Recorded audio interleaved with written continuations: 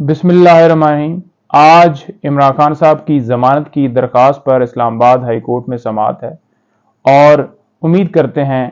कि जल्दी से जल्दी इस दरख्वास्त पर फैसला होगा।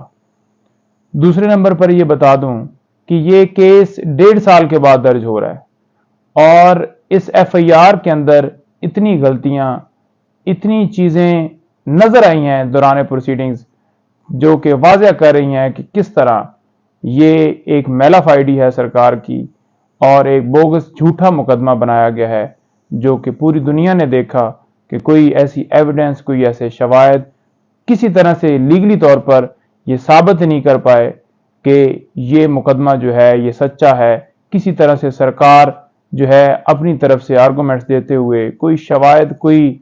रोल, कोई गुनाह, कोई कसूर, कोई एट्रीब्यूट ही नहीं कर सके कि ये खान साहब के ऊपर ये जुर्म जो है वो साबित किया जाता है।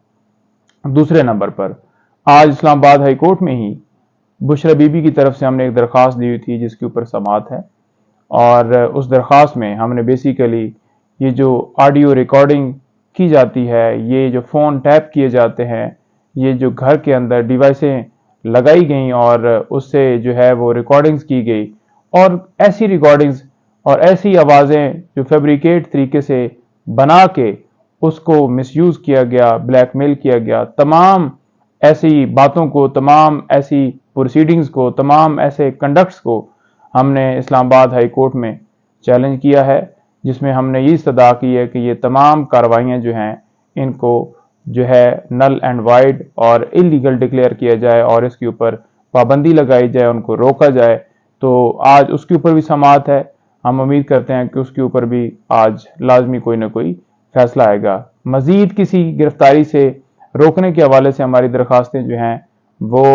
पेंडिंग हैं और हम इस्तदा करते हैं कि उनके ऊपर भी जो है वो समाअत हो और खान साहब की किसी भी मुकदमे में उनको गिरफ्तार करने से रोका जाना चाहिए। बहुत शुक्रिया, थैंक यू।